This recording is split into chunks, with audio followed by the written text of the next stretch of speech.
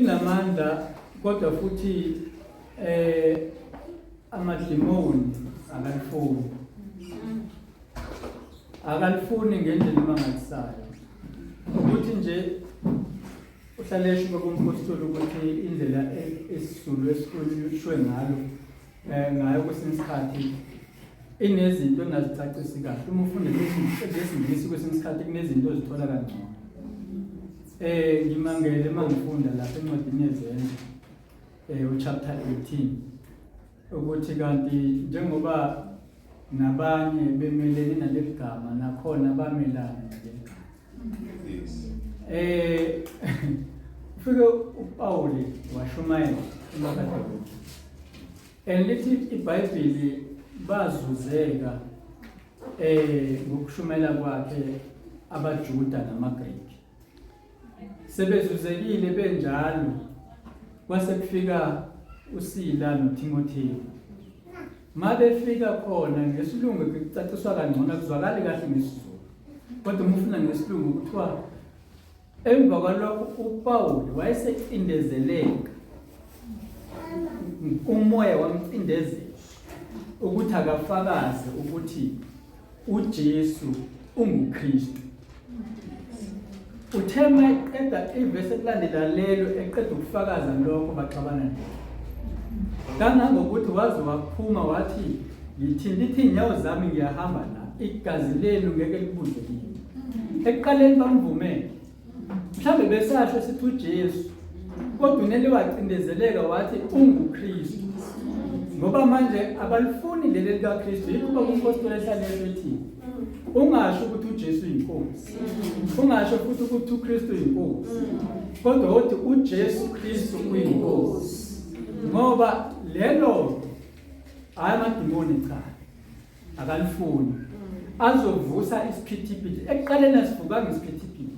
Baphenduka abantu kwabamnandi. Izinto zonke zahamba kahle. Kanti uNkulunkulu uzoyiveza indaba la ikhona. Ukuthi nobaphenduka nje labantu abanye babo kusenamadimoni khona. Uma ungasuke nje uveze iqiniso la ngempela elokuthi lo Jesu sikhuluma ngaye ubani ngoba khona abanye ababizwa ngoJesu. So yikho kumele ucacise ukuthi lo Jesu unguKristu. Akekho ke uJesu emhlabeni onguKristu. Lapho kwamasecaca ke bese kathi kuPauli leli gama liphiwe amandla liselaba likhulu ngaphezulu kwawo wonke amagama. Mase kucaciswa ukuthi uJesu Kristu inkosi. Lona ke leli gama elinamandla mase kuhlangene kahle hayi uma kuthiwa uJesu nje kuphela. Hayi makusathiwa kuthiwa linamandla nje mase kuthiwa uJesu Kristu uyinkosi. Amen. Hayi ke leli gama leli uma singakhuluma ngalo uma ngathiwa masifakaze sonke ngalo hayi ngashonela ngoba ngiyazi ukuthi baningi libasebenzela baningi libavusa nasekufeni kuningi kakhulu uma singachaza ngalo hayi lingashonela ulibize nje ungakhathazeki noma uhlangana nayiphi inkinga ulibize nami kwakwangenza bokusibisibiya ngihamba emgwaqweni ngasekhaya ephusheni bengikhomba ngesibhamu befuna ukungidubula ngathi uJesu Kristu inkosi ngasho ngaphindelela ibhamu zabo ayisebenzanga baba frustrated bangazi benze njani babukana bodwa bengazi yini abazoyenza manje ngoba manje lento abathi bayisebenzise isikhali sabo hayi ayisebenzi bese lethi iBhayibheli mkhulu ongakithi onalo sisi ngoba ke isibhamu ngesasezweni abantu ngabasezweni abathakathi ngabasezweni yonke inkinga ekhona oyaziyo ngiyasezweni ayikho ezulwini leyo inkinga leyo. So ungakhathazeki sinikezwe isikhali sanikezwe igama elingaphezulu kwawo wonke amagama. Alikho elinye igama elingadlula leli gama elinamandla ukudlula leli gama likho. Mawubize lona ngokukholwa uqiniseka hayi uNkulunkulu uzombona kwenzela into. Uzombona uNkulunkulu ekhulule into. Angisho ke ukuthi ngeke ube saba nazo inkinga.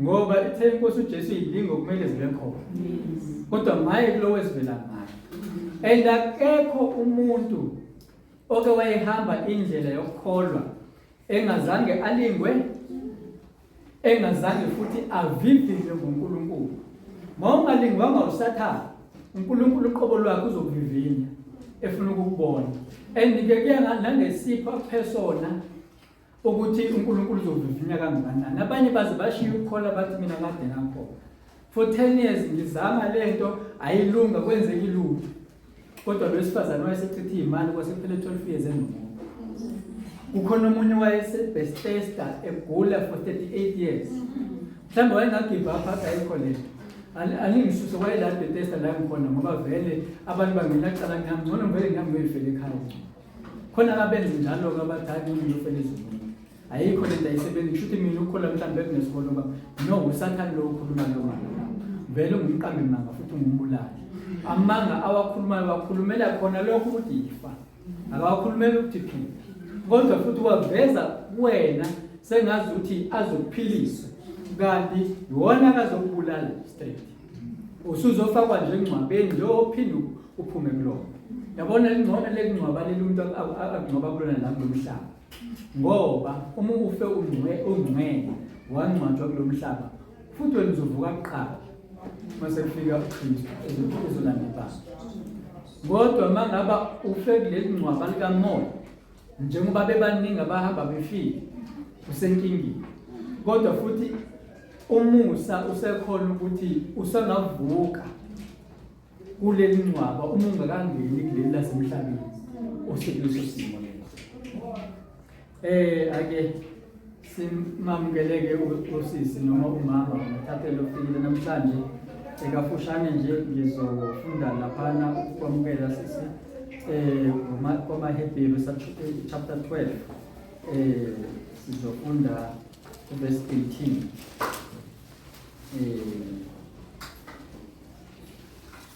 ngicela sikhuleke inkonzo yonke singakaqhubeki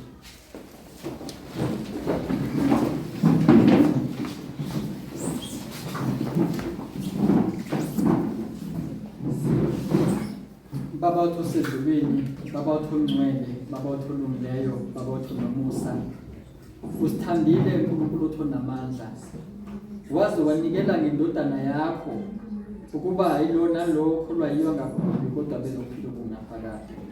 Silapha nje Nkosi ngenxa yendodana yothando lwakho eyafika emhlabeni ukuzosikhulula ezonweni zethu.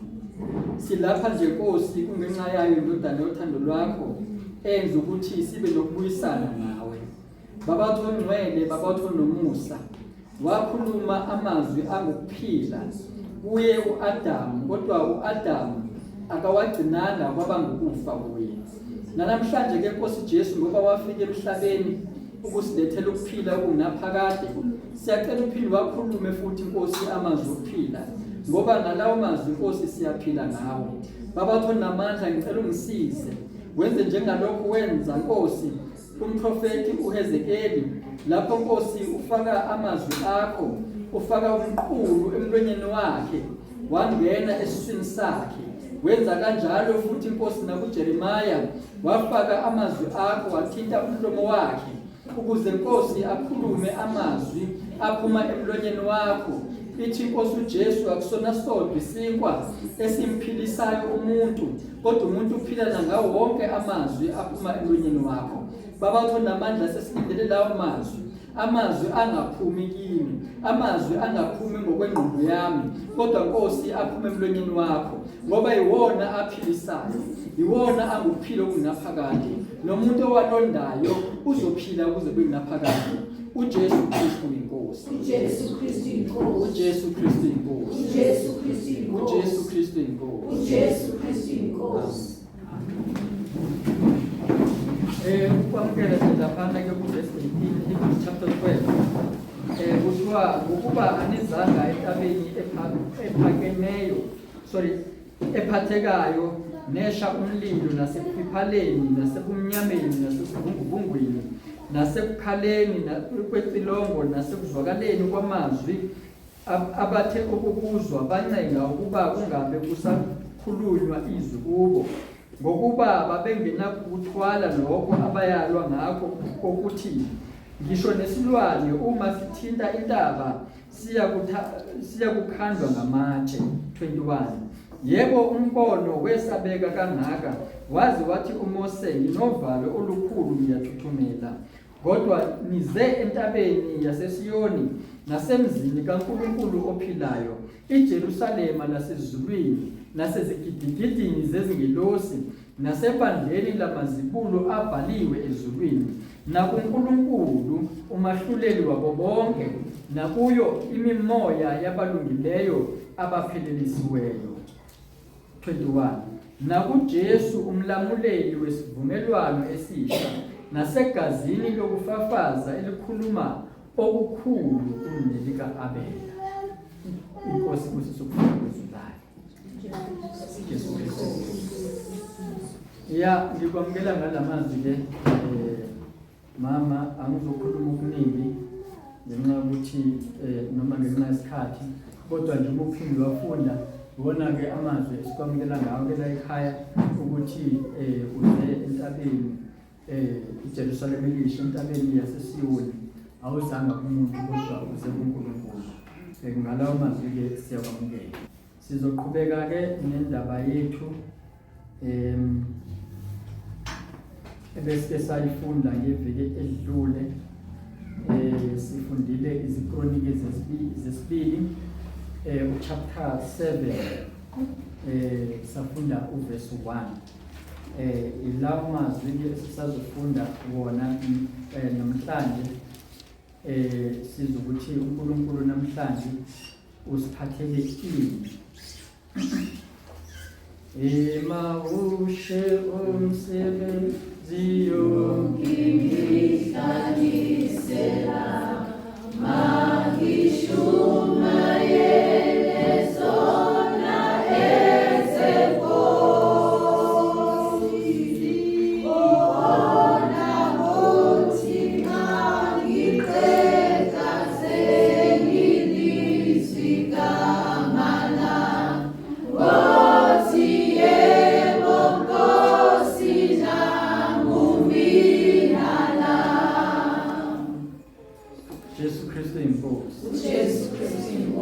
ake sifundele. Isihloko sakhona sithi umlilo wasezulwini. uSolomoni eseqedile ukukhuleka, kwehla umlilo ezulwini, wadla umnikelo wokushiswa nemihlatshelo. Inkazimulo kaJehova yagcwala indlu. uSolomoni eseqedile ukukhuleka, kwehla umlilo ezulwini, wadla umnikelo wokushiswa nemihlatshelo. Inkazimulo kaJehova yagcwala indlu. Inkosi ibusise ukufunda kwezulayo. Jesu Kristu inkosi. Sifundeke wona lawo mazwi ngeviki edlule. Ngakuveza ke ukuthi kuye kwangimangaza mangifunda la ukuthi onjani lo mkhuleko athi umuntu mangabe ukhuleka uvele kwehle umlilo ezulwini bese udle umnikelo nomhlatshelo nokushiswa. Emva kwalokho kubonakala inkazimulo kaJehova igcwala indlu. Bekwenze njani? Sichazileke indaba yemnikelo. Sachaza ukuthi uNkulunkulu onomona, futhi ungumlilo oqothulayo, futhi ngesikhathi kwehla umlilo kahle kahle kwakwehla uNkulunkulu uqobo lwakhe. Sachaza ke indawo ezimbalwa ke maqondana nawo umlilo lo ukuthi wehla kanjani. Kodwa ke ngithe sifanele ke sigxile kakhulu ke manje sidlule emlilweni, kodwa ukuthi kanti wayekhuleke kanjani.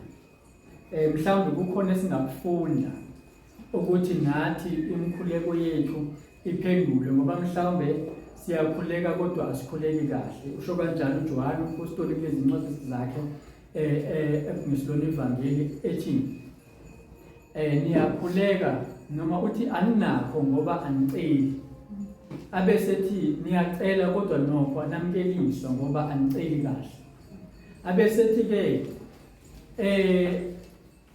siyazi ukuthi uma sikhuleka noma sicela ngokwentando yakhe uyasizwa. Mhlawumbe sisuke sicela kodwa kungesiyona intando yakhe, ngoba kuyenzeka ukuthi ube ngcwele uphelele ucele into kodwa uma kungesiyona intando yakhe ngeke akuzwe noma ngeke akwenze lokho. Ngiyakholwa ukuthi uAbraham waqale washada ngazi noma wayesenafodini eshada ngisakhumbula kahle, kodwa ngiyacabanga ukuthi kwanele kwaphela unyaka 1 or 2 or 3 years wakhuleka ukuthi inkosi cela umntwana, kodwa umntwana zangabe khona. Kwaze kwafika la uNkulunkulu mayekhuluma naye athi yena angani inkosi awungiphambi umntwana, inceku yami iyona ezoba indlalifa yami uma ngaseke emhlabeni. Kusho ukuthi wakhuleka uAbraham waze wadela wabona ukuthi ayikho lento. Kusho ukuthi ngeke kwenzeke mina ukuthi ngibe nomntwana, kodwa futhi ngokukholwa kwakhe walungisiswa uAbraham. So wayengolungile phambi kwaNkulunkulu. Lize lithi iBhayibheli ube ngumngani kaNkulunkulu. Kodwa nokho umkhuleko wakhe zange uphendulwe ngenxa yokuthi ngaleso sikhathi kwakungakabi intando kaNkulunkulu. And intando kaNkulunkulu iwukuthi akubonakaliswe amandla kaNkulunkulu. Ukuze uAbrahama kudelay ukufika kukaIsaka, kufika isikhathi la esho khona uSara ukuthi sesiphelile isikhathi samanje. Ngokobuntu nangokwescience ayikho into esengenziwa ukuthi ngingathola umntwana ngalesi sikhathi. Kodwa ukuze kubonakala amandla kaNkulunkulu kwaba naleyo delay.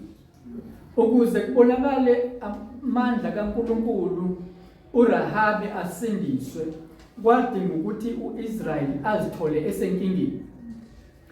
uNkulunkulu amholele endleleni edabulolwayo. Mabefika nalo lwayo abakwazi ukuwela. And ngokwazi komuntu vela ukwazi ukudabula ulwandle ngenyama.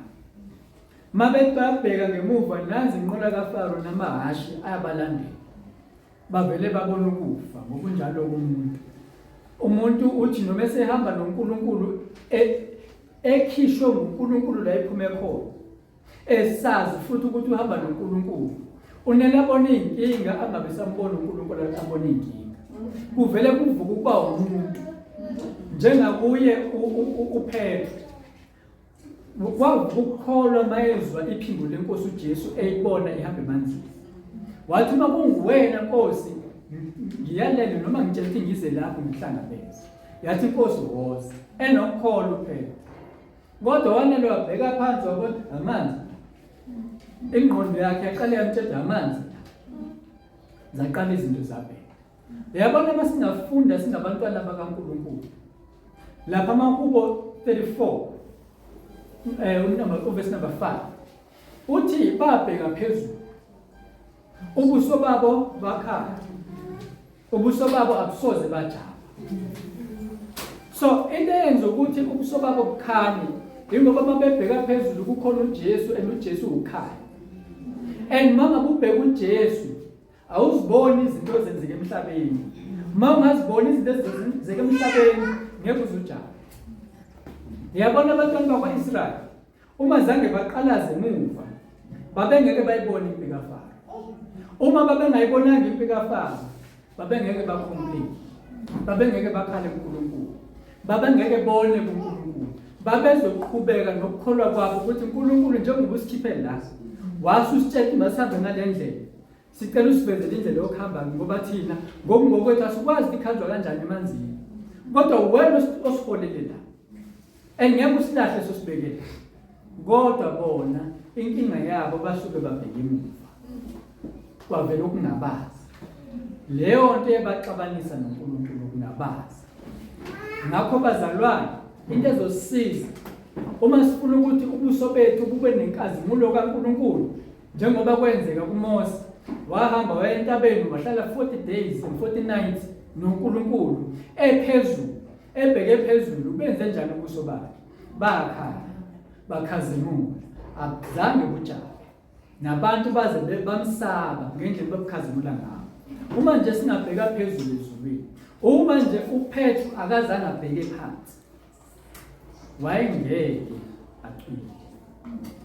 Wayengeke. Yabona lezi zinto ezisicwilisa ezonweni ukubheka phansi. Lezi zinto ezisicwilisa kwezinye izinto sizithole sesingabaza, sizithole sesimbaxambili bese lithi iBhayibheli umuntu ongabazayo akavela akhohlwe nje ukuthi umkhule kwakhe uzodlula. Ungabaza nje ngoba ubheke emuva, ungabaza nje ngoba ubheke phansi, ukhohlwe ukubheka phezulu. Mama bheka lapha phezulu uzobona ukhanya nje kuphela. Uzobona uNkulunkulu nje kuphela. Awuzuzibona ezinye izinto. Ngoba lezi ezinto zokuzibona ezokuphazamisa. Ithi inkosi uJesu iso lomuntu yilona elimenza ukuthi kukhanye izinto. Qaphela amehlo akho ukuthi ubheka ini. Ngoba leyo nto oyibhekayo iyona ezogcina inhliziyo yakho ibiyona leyo nto leyo. And mayintona leyo nhliziyo izophelela lapho. Ila uzophelela lapho. Besakhuluma ke indaba yalomkhuleko owenza ukuthi kwehla umlilo ezulwini. And sike sayikhuluma ke indaba yokwehla komlilo eTestamenteni Elisha. Kodwa la sizogcina indabeni yomkhuleko ukuthi kwani wakhuleka kanjani, kwenzakalani. Indaba kakhulukazi ke Sunday school ngiyathanda ukuthi ngiqale kahle indaba ngichaze ukuze si-understand kangconywana iBhayibheli kakhulu laba abancane. uSolomoni bekuyinkosi yakwa-Israyeli. U-Israyeli beku-Israyeli wonke bekungakahlukani u-Israyeli noJuda. Konke bekusewu-Israyeli. uSolomoni ubezalwa uDavide, inkosi yesibili yakwa-Israyeli, umuntu wenhliziyo kaNkulunkulu. Wonke kumzalwane uba nezinselelo zakhe. uNkulunkulu uyena owakhetha ukuthi emva kwaDavide kuzoba uSolomoni ozothatha ubukhosi. uDavide wayenamadodana amaningi ayengaba ngamakhosi, kodwa uNkulunkulu yena wakhetha ukuthi mabe uSolomoni. And mongabheka ukuthi uSolomoni uzalwa ubani, iyamangaza indlela kaNkulunkulu ukuthi akakhethi nje ngokucabanga komuntu. Kwase umfowabo kaSolomoni yena ezibone ngcono engakaza khuzwe uNkulunkulu ngoba wayesenza kahle phambi kababa wakhe.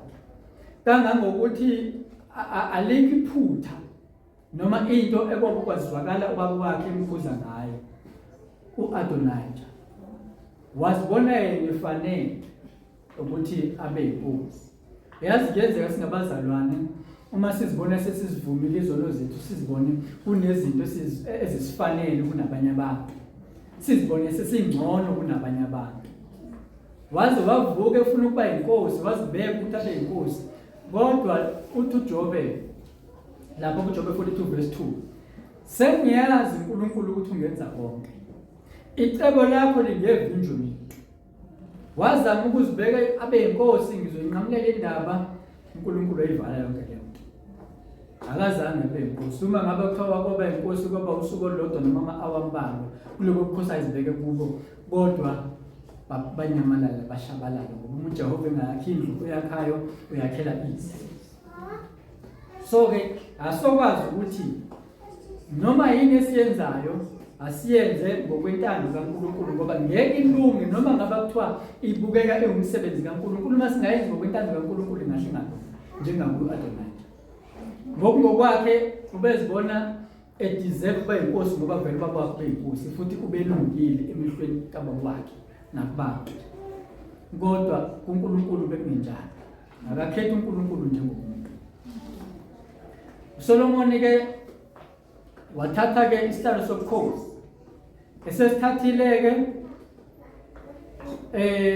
wathi esuka wahamba waya endaweni ebenomphongolo kaNkulunkulu ne-altare elenziwe ngethusi. Mayifika lapho wenza umhlatshelo, neminikelo ngazi noma befuna ukubonga uNkulunkulu kodwa nje wenza umhlatshelo eminingi nje emkhulu impela eze kuNkulunkulu. Mayifika lapho walala khona, mayilala khona waba nephupho. Phupho uNkulunkulu umbuzo noma uthi cela noma yini oyithandayo ngizokwenzela. Wena bungacelani kuthi nje noma yini nje oyithandayo ngicela. Uyazi ngathi wena nami uNkulunkulu ukushilo lokho kuthini ukuthi asicele noma yini esiyithandayo. Wathi futhi uzosenzela. Lapha kuMateyu 7 verse 7. Kusho kanjalo ukuthi celani khona nizophiwa, funani nizofumana, ngonqothani nizovulelwa. Ubasho exactly lento ayisho kuSolomon. Kodwa uSolomon wenza uMateyu 6 verse 33 ebe engekho. Lento esihlulayo thina bazalwane. Ebese khona kuthina uMateyu 6 verse 33 uyasihlula thina kodwa uSolomon wamenze engabhaliwe.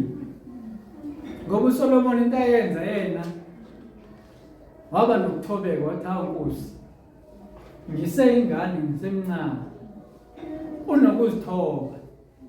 Uthi laba bantu abaningi kangaka angazi ngizobaphatha kanjani. Angazi ubani ungakwazi ukubaphatha labantu. Mina nje into engicelayo ngicela ukuhlakanipha. Hayi ukuthi ngibe nokuhlakanipha ukuthi ngibashaye ngamakhanda esikoleni bonke. Hayi ukuthi ngibe nokuhlakanipha ukuthi hayi lapha ku-chess noma kuphi hayi mina ngiyaziwa nje ukuthi ngihlakaniphe. Ukuhlakanipha ukuthi ngikwazi ukuphatha isizwe sikaNkulunkulu.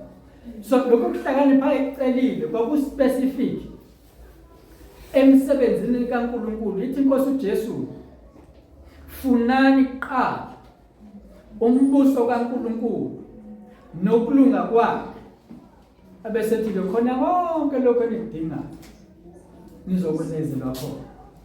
Athi angani uNkulunkulu uyakwazi enikudingayo ningakaceli. Azathi nizothi nisacabanga nginenzele ngimphendule. So ngamanye amazwi uNkulunkulu into ayifuna kakhulu ukuthi yilo nalo mzalwane afuna ubuso bakhe. Yabona ke mangaba ucele ngaleyo ndlela uyenezezela.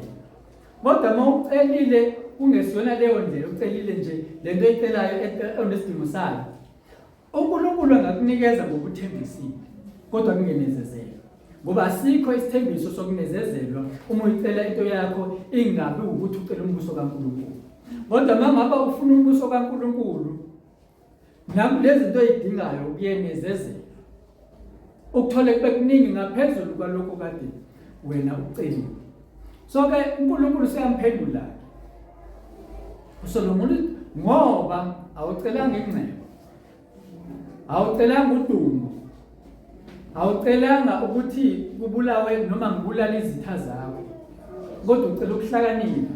Ngizokunikeza ukuhlakanipha, ngikunikeze nodumo, ngikunikeze nengcebo. So nalezi zinto angayicelanga uSolomon kwenezezelwa kuyena ngoba wafuna umbuso kaNkulunkulu kuqala. Eselitholile ithuba.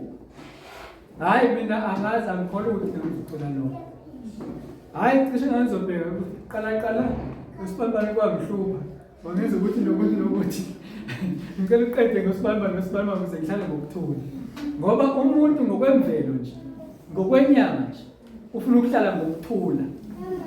Kodwa futhi ukuthula ufuna kube ngokwakhe yedwa. Akakufunela abanye abantu. Abanye abantu noma bangangaba nabo ukuthula makuhlezi kuyena nje kuphela. Kuphelile ke makunjalo. Umuntu ke lo oyemvelo, imvelo yomuntu. Umuntu wenyama.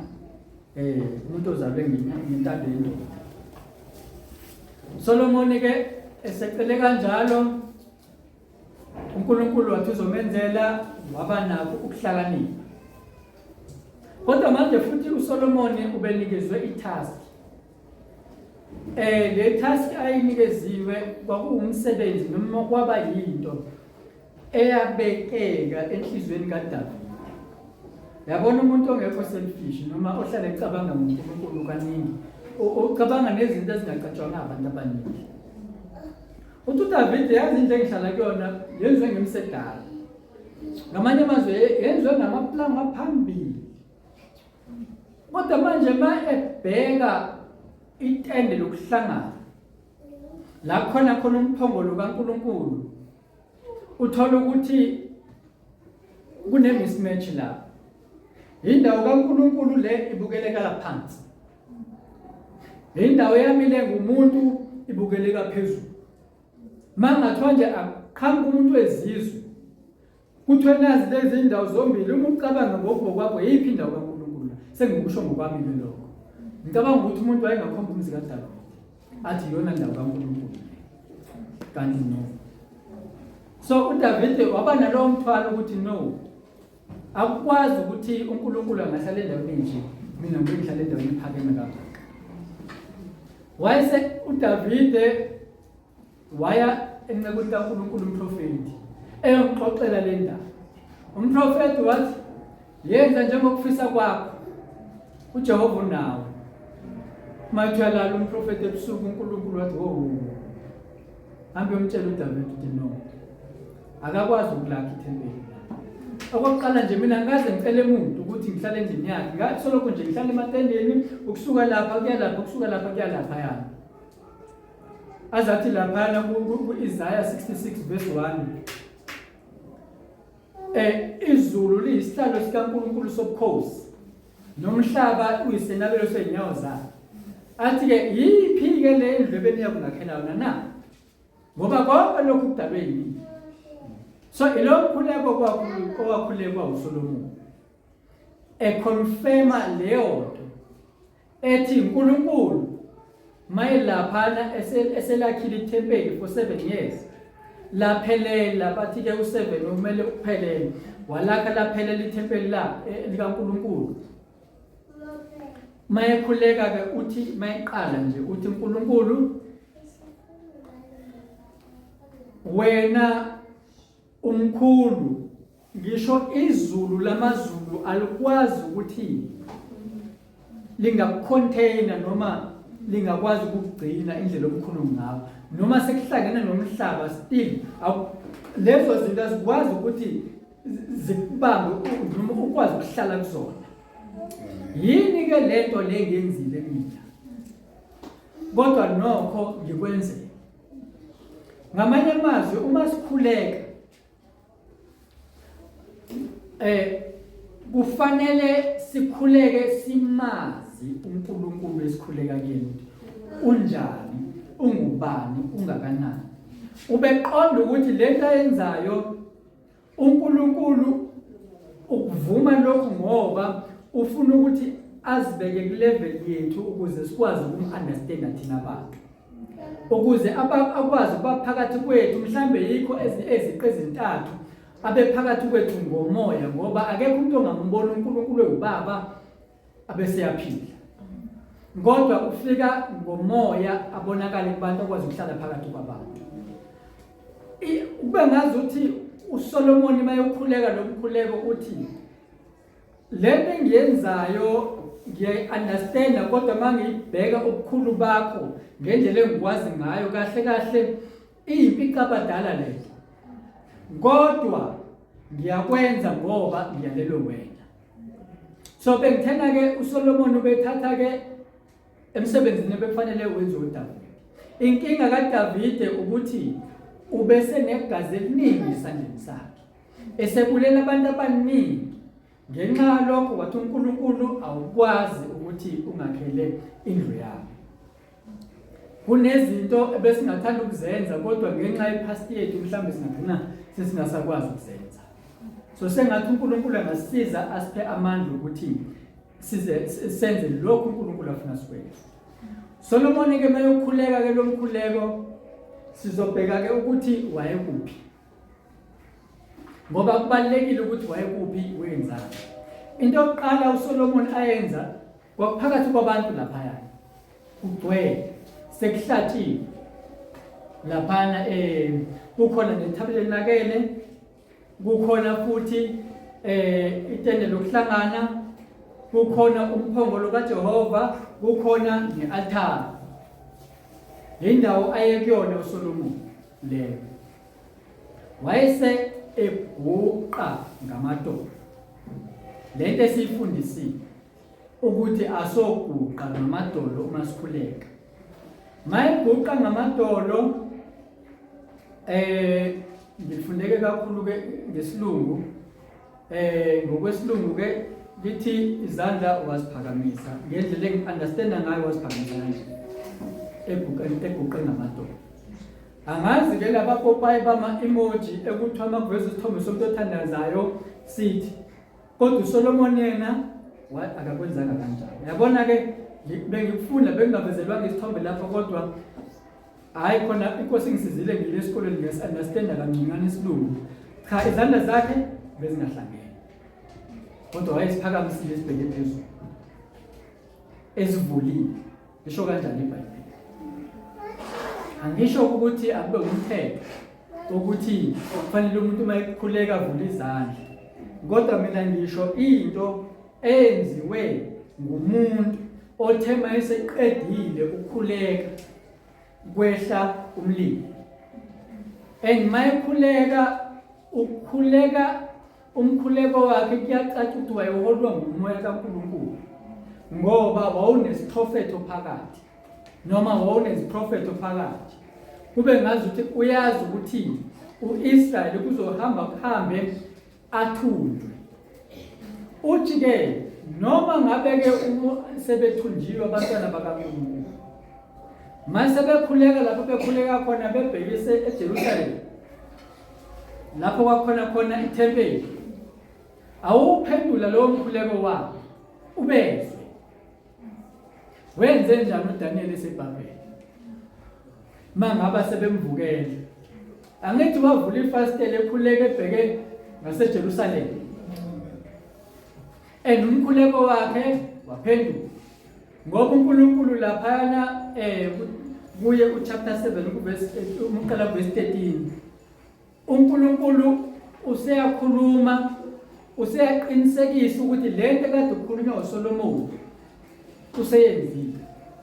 Uthi lapha mhlawumbe sisale sesifundake ngokubona kusenze ngayo. Kuthiwa lapha verse 13 noma ngiqale verse 12. uJehova wabonakala kuSolomon wathi kuye, ngiwuzwile umkhuleko wakho. Ngizikhethele le ndawo ukuba ibe yindlu yomhlatshelo. Uma ngivala izulu ukuba kungabikho imvula noma ngiyaleza isikhonyane ukuba sidle izwe noma ngithuma isifo phakathi kwabantu bami bazithobe abantu bami ababizwa ngegama lami bakhuleke bafune ubuso bami baphenduke ezindleleni zabo ezimbi, ngiyakuzwa ezulwini ngithethelele isono sabo ngiphilise izwe labo. Manje amehlo ami ayakuvuleka, izindlebe zami zilalele umkhuleko owenziwa kule ndawo. Umkhuleko ke lo owenziwa nguSolomon wayesendaweni la ekwakwenziwe khona umhlatshelo, la kwakugcwele khona abantu, kuzovulwa indlu kaNkulunkulu futhi kwakwakhiwe indlu kaNkulunkulu. So kwaba iprocess ke njengoba ngisho ukuthi kwathatha 7 years. So nathi lisitshela iBhayibheli ukuthi siyithempeli likaNkulunkulu, siyindlu kaNkulunkulu. Nathina njengoba kwaba iprocess eyathatha 7 years okuwukuthi kwabizwa ukuthi maliqale lipheleliswe ithempeli ukuze uma kwenzeka umkhuleko khona uNkulunkulu ehlele kulona ithempeli azibonakalise, angagcini ngokuzibonakalisa kodwa akhulume. So sidinga lokho kupheleliswa thina njengabantwana bakaNkulunkulu, mina nawe, ukuze uma sikhuleka mina nawe noma ukhuleka kuphi ngoba ithempeli likaNkulunkulu, uNkulunkulu ehle ngomlilo wakhe noma ehle ngomlilo, wehle umlilo akuzwe esezulwini aphendule bese awudle umnikelo. Mangaba ewudla kusho ukuthi uyawuthatha lo mnikelo kube ngowakhe ungene kuyena, wena ungena kuyena uNkulunkulu naye angene kuwena. Ngoba usewudlile lo mnikelo sekungowakhe usungaphakathi kuyena and ushisiwe lo mnikelo. Kusho ukuthi ngamanye amazwi ngokomhlaba uma ungabheka ngokomhlaba angeke ubone, kodwa njalo mangabe kukhona into oyishisayo intuthu yona yenze njani? Ikhuphukela phezulu ayihlale phansi. Lokho kuyinyama nje, angaze ngibone umuntu eshisa inyama ikhuphukele phezulu. Ayikhuphuki inyama. Yini ekhuphukayo? Intuthu, ukuthi umoya okhuphukayo. Kodwa umzimba uyosala laphansi, amathambo awosala laphansi. Asikhulekelele ukuthi uNkulunkulu asiphelelise sibe yithempeli eliphelele ukuze nathi sikwazi ukuthi sikhuleke njengoSolomoni uNkulunkulu ehle esezulwini. Cela sibhala amehlo.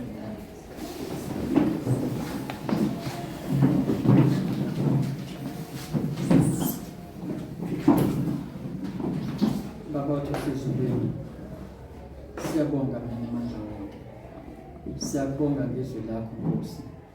Siyabonga nokuthi usifundise ukuthi Nkosi nathi besimele ukuzithoba, besimele ukuthi into esiyifunisisayo nesiyifunayo kube ngumbuso wakho nokulunga kwakho, okuwukuthi Nkosi bekumele ukuthi sibheke phezulu, ubuso bethu kubheke phezulu, singabe sisabheka phansi. NgokuSolomoni wayebheke okwakho Nkosi, ebheke okwaphezulu, waze Nkosi wanezezela kuye.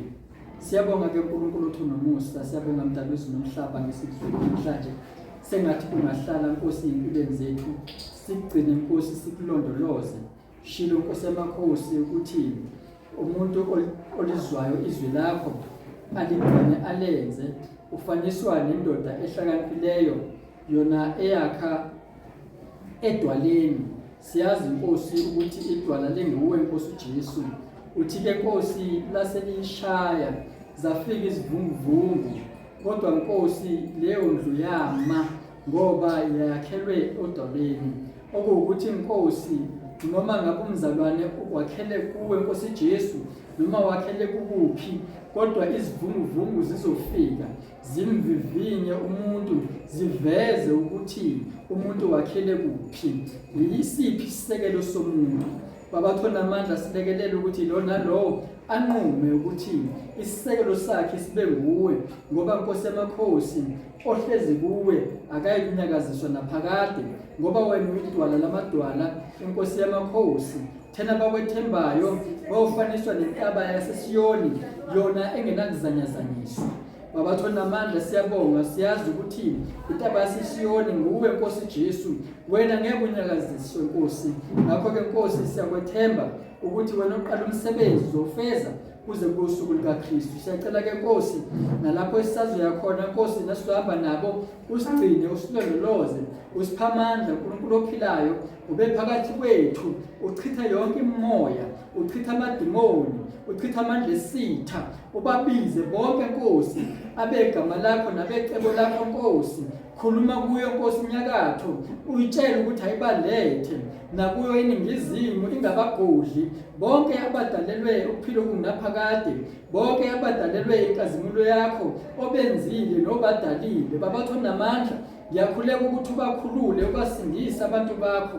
Sho kanjalo Nkosi izwi lakho ukuthi wena nguJesu, ngoba nguwe oyakusindisa abantu bakho ezonweni zabo. Ngiyacela ke Nkosi yamakhosi ukuthi uyehlisele Nkosi insindiso endlini zabo abantu bakho Nkosi, njengalokho wenza wakonfirma uzake usungena endlini yakhe wathi namuhla ifikile insindiso endlini yakho. Baba thona amandla, sengathi kungasindiswa yilo nalowo okhona phakathi kwethu uNkulunkulu othongcwele. Siyazi ukuthi umbuso wakho usufikile, sesilindele ukufika kwakho nokubuya kwakho Nkosi Jesu. Silekelele usipha amandla Nkosi ukuthi singadukiswa umuntu. uJesu Kristu inkosi, uJesu Kristu inkosi, uJesu Kristu inkosi, uJesu Kristu inkosi, uJesu Kristu inkosi, uJesu Kristu inkosi.